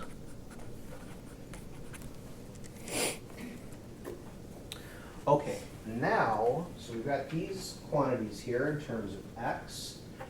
Now we need to come up with an equation. And to do that, we're going to use the value of the tickets and the total value of the tickets sold now. So just like last time, what we're going to have is we'll have the value that came, or the amount of sales that came from student tickets, plus the amount of sales that came from the adult tickets.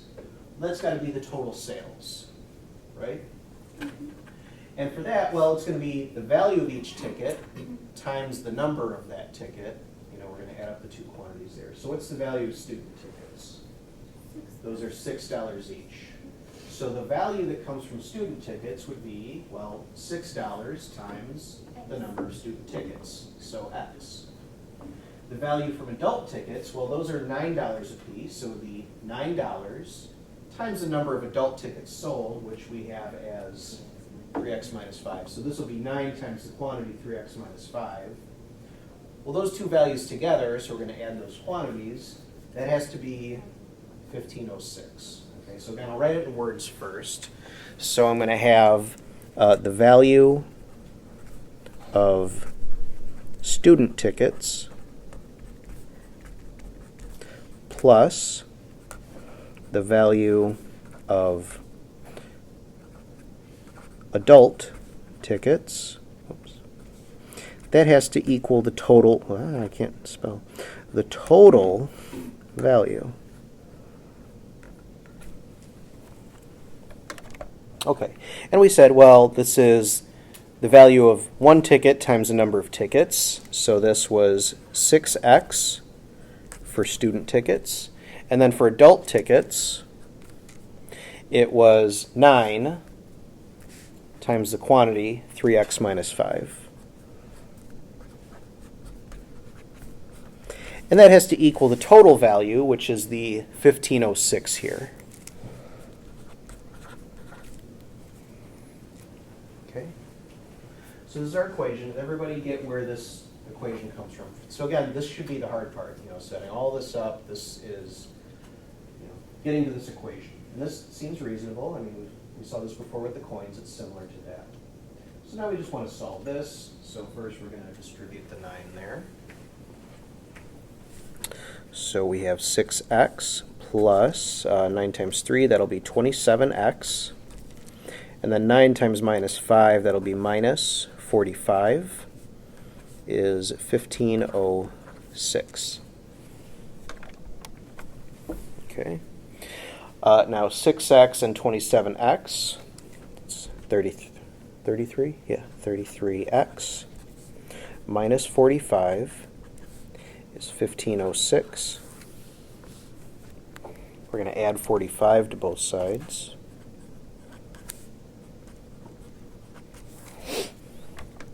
So it's what, 1551? 33x is 1551. Then we divide by 33.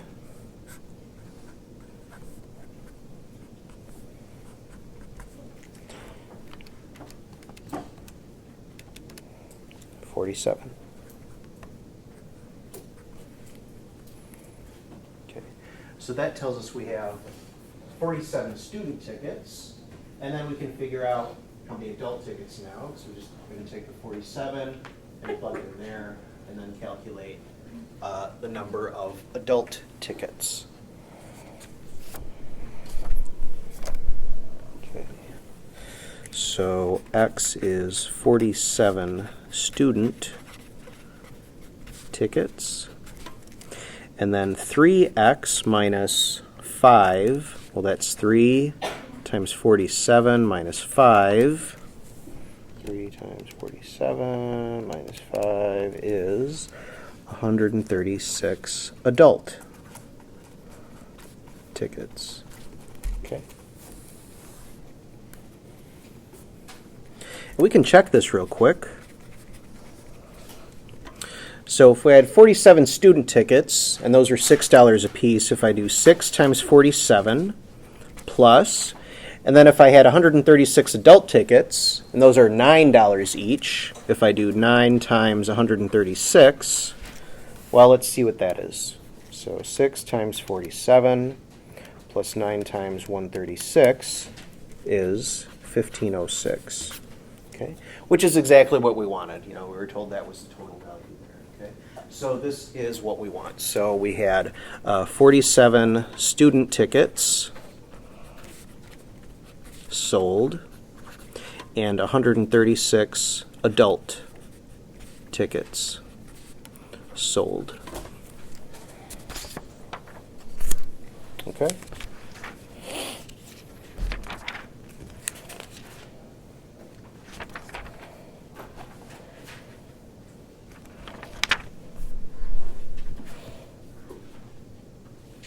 Okay, any questions there?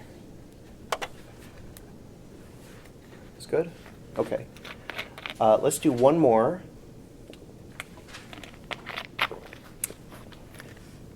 And see what we get. So, that's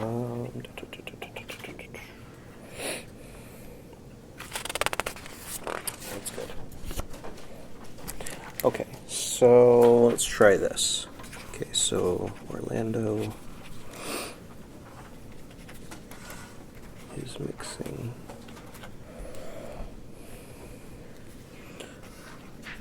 nuts and cereal squares to make a party mix.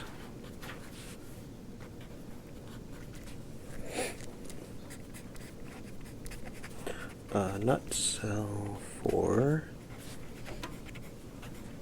$7 per pound. And cereal squares sell for $4 per pound.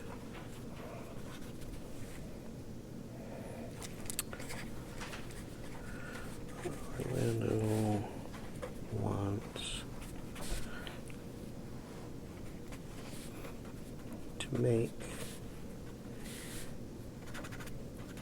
30 pounds of party mix at a cost of $6.50 per pound.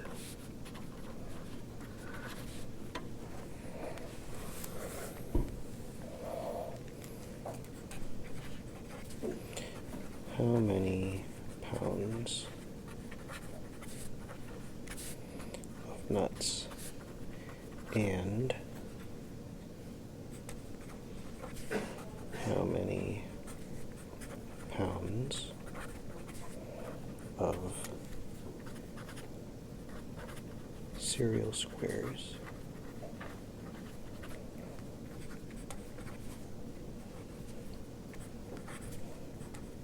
should he use?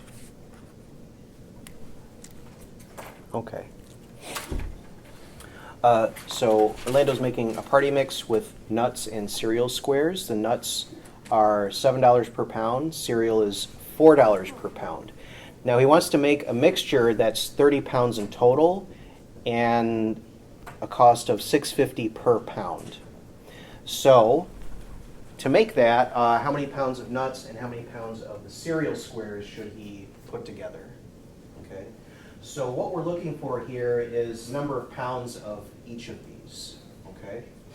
So now it doesn't really matter which. We're going to use one variable to represent one quantity, and then we'll write down the other quantity in terms of that variable.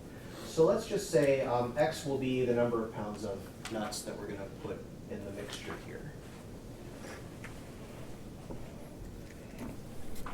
Okay. So let's say that x is the number of pounds of nuts.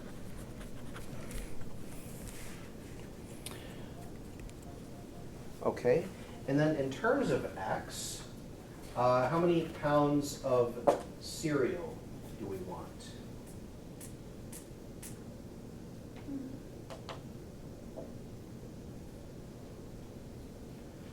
Well, what's the total, how many total pounds of mixture does he want? Okay. So, just for example, if he wants 30 pounds in total, let's say he's got 10 pounds of the nuts there. So how many pounds of cereal would he need?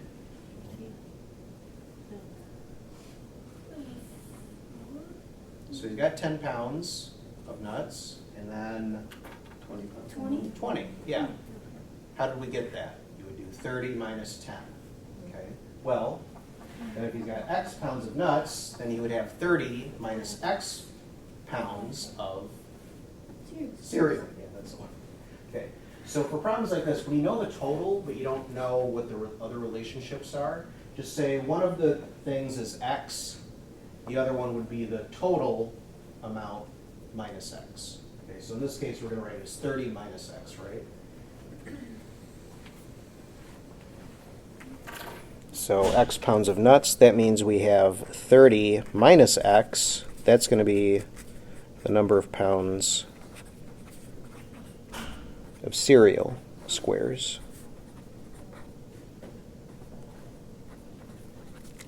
Okay. Does this make sense here? Does this sound good? Okay. Now, well, we want to write an equation down again. Use it. Yeah. Did you swap those out? What do you Like mean? X equals the number of pounds for cereal squares and 30 minus X is the number of pounds of nuts. Yeah, you could swap those. It doesn't matter. Yeah.